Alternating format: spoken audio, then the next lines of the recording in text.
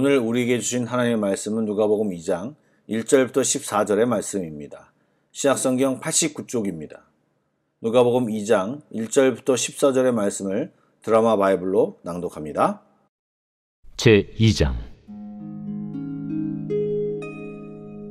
그때 가이사 아구스도가 영을 내려 천하로 다 호적하라 하였으니 이 호적은 구레뉴가 수리아 총독이 되었을 때 처음 한 것이라.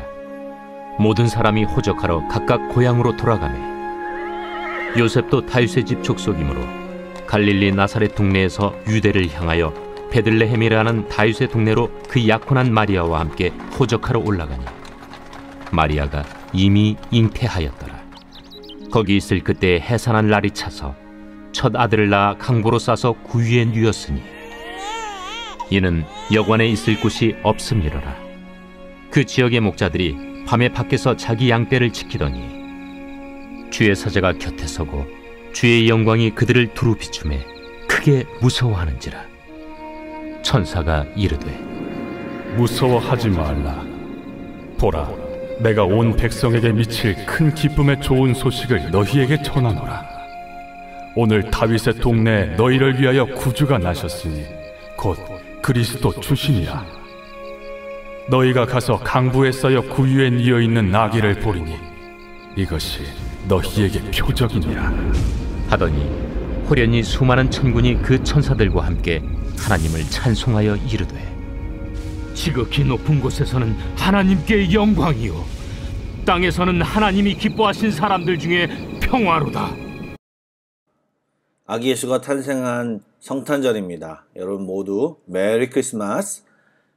오늘 읽은 말씀을 보니까 1절부터 7절까지의 내용은 가이사 아구스도의 명으로 요셉과 마리아가 요셉의 고향인 베들레헴으로 호적하러 갔다가 그곳에서 아기 예수를 낳는 장면을 소개하고 있습니다. 로마 황제의 권력이 얼마나 대단한지 그의 한마디로 그 제국에 속한 모든 사람들을 움직이게 한 것입니다. 마리아가 산딸임에도 불구하고 움직인 것을 보면 가이사 아구스도의 명령이 얼마나 강력한지를 충분히 짐작할 수 있습니다. 당시 로마는 세계의 중심이었고 역사의 중심이었습니다. 그리고 그 로마의 한가운데에 가이사 아구스도가 있습니다.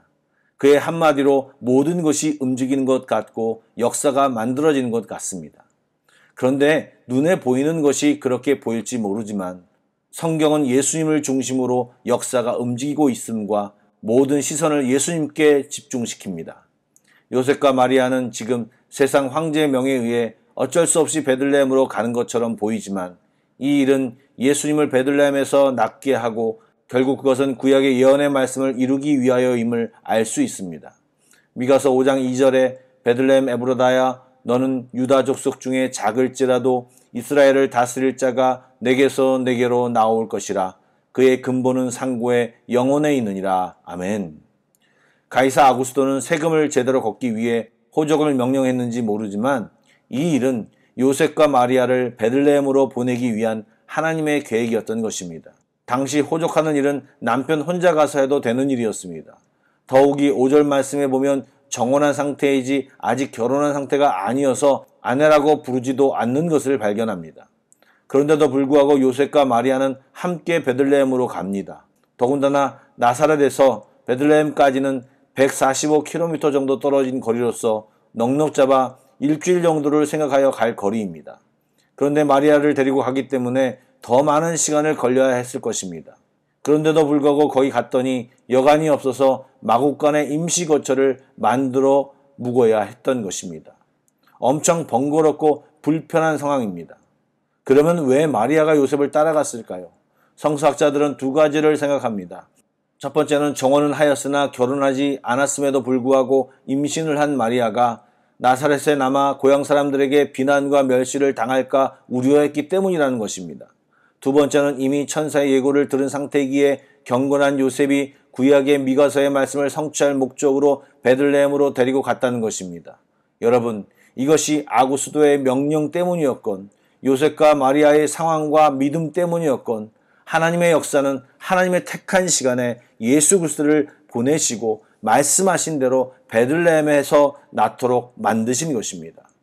바로 역사를 주관하시는 것, 바로 역사를 주관하시는 분은 세상의 황제가 아니라 그는 껍데기요 진짜 왕은 우리 하나님이신 것입니다. 누구를 바라보고 우리가 살아야 할까요? 껍데기입니까? 진짜입니까? 결정해야 하는 것입니다. 성탄의 소식이 목자들에게 전해집니다. 그들은 공동체의 종교 생활에 참여할 수 없는 비천한 사람들이었습니다. 그런데 그들에게 직접 성탄의 소식이 전해졌고 그들은 예수님의 탄생의 자리에 참여하는 영광을 누리게 되었습니다. 그들은 예루살렘에 살고 있었던 왕과 종교 지도자들입니다. 그들도 성탄의 소식을 들었지만 정반대 행동을 계획합니다. 경배가 아닌 암살입니다. 그들에게는 그리스도보다 자신의 안위가 더 소중했던 것입니다. 여러분, 11절에 천사가 전해준 메시지가 어떤 것이었나요? 너희를 위해 구주가 나셨다는 것입니다. 예수님이 이 땅에 오신 두 가지 목적이 여기에 드러납니다. 하나는 우리를 위해 오셨고 다른 하나는 우리를 구원하려고 오신 것입니다. 아담 이후로 모든 사람을 절망에 빠뜨린 죄와 죽음 그리고 영벌의 문제를 해결하기 위해 오신 것입니다. 그러기에 성탄은 우리에게 너무나도 놀라운 은혜와 평화의 시간인 것입니다. 그리고 신기한 것은 구주됨의 표적이 광보에 쌓인 구유에 누워있는 아기였습니다. 상식적이지 않습니다. 왕의 보좌가 보여야 이해될 것 같은데 갓 태어나 구유에 누워있는 아기가 표적이자 약속의 증거로 제시됩니다. 하나님의 일은 거의 이렇습니다. 처음에 보면 이것이 무엇인가 생각할 때가 많습니다. 그리고 이제 하나님이 온전하게 이루실 것입니다. 여러분, 이것을 믿음으로 보면 아무런 문제가 없습니다. 믿음의 눈으로 보면 이 하나님의 계획에 인간의 어떤 간섭이나 계획도 세상의 힘도 변수가 될 수 없습니다. 왜요? 그것을 이루실 분이 하나님이시기 때문입니다. 그러나 믿음이 아닌 상식과 논리의 눈으로 보면 말도 안 되는 상황 투성입니다.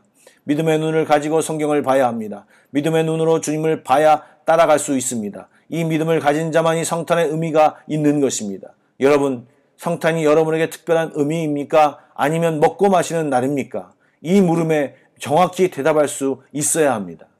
그리고 1절에 나온 가이사 아구스토는 로마의 1인 독재 체제와 소위 말하는 팍스 로마나 즉 로마의 평화 시대를 연 인물입니다. 강력한 힘을 바탕으로 기원전 27년부터 180년까지 약 200년간 전쟁 없이 평화를 누렸던 시기, 그 시기를 만든 사람이 바로 이 아구스토입니다. 그러나 그런 평화는 로마 시민, 기득권자들의 이야기지 식민 백성들은 폭력과 착취를 감당해야 했습니다. 또 본문에 등장하는 구레뇨는 시리아와 유대를 통치했던 총독으로 엄청난 세금을 징수해 폭동을 불러일으켰던 자입니다. 평화는 로마의 소수 몇 명에게 있을지 모릅니다. 그러나 나머지는 힘든 상황이 계속되는 말만 번지르한 가짜 평화 시대인 것입니다. 이런 가짜 평화의 시대에 예수님이 오신 것입니다. 만왕의 왕이심에도 불구하고 왕의 보좌가 아니고 말구유에 환호와 빵빠레를 받고 오셔도 시원찮을 상황인데 아무도 몰라주고 철저한 외면과 냉대 속에 태어난 분이 예수님입니다. 그분은 누구입니까? 14절에 말한 것처럼 진짜 평화, 폭력에 굴복된 평화가 아닌 모든 억눌림을 해결하시고 부족하고 결핍을 풍성으로 바꾸시며 병들고 약한 자들을 회복으로 이끄시며 슬픔과 염려를 기쁨과 사랑으로 바꾸시는 진짜 참 평화를 예수님이 가져오셨고 그 평화 자체가 예수님인 것입니다. 세상이 이해하지 못하고 세상이 알지 못한 평화였습니다. 이 놀라운 참 평화는 주님 안에 있습니다. 가이사 아구스토는 사라지고 이름도 기억하지 못하는 사람이 많습니다. 그러나 예수님의 왕위는 영원합니다. 믿던 안 믿던 예수님의 탄생이 만방에 퍼져 있습니다. 주님은 참 평화의 왕이십니다. 이 평화를 확인하고 누리며 사는 우리 모두가 되기를 소원합니다. 2020년 다른 것이 다 부족하지만 성탄절에 주님을 생각하고 환영하고 기쁨과 평화가 가득가득한 풍성한 은혜의 날이 되시기를 축복합니다. 기도하시겠습니다. 사랑의 하나님, 저희들을 죄에서 구하시려고 또 부족한 저희들과 함께 하려고 이 땅에 오신 주님께 감사와 찬양과 영광을 올려드립니다. 이 사랑을 가지고 이 평안을 가지고 이 땅에서 멋지게 살도록 힘 주시옵소서. 당당하고 힘있게 살아가게 하옵소서. 감사하며 살게 하여 주시고 주님과 동행하는 기쁨을 알면서 살아가게 하여 주시옵소서. 오늘 귀한 성탄절에 주께 예배로 우리의 마음을 드리는 귀한 날 은혜의 하루가 되게 하여 주시옵소서. 살아계신 예수님의 이름으로 기도드립니다. 아멘.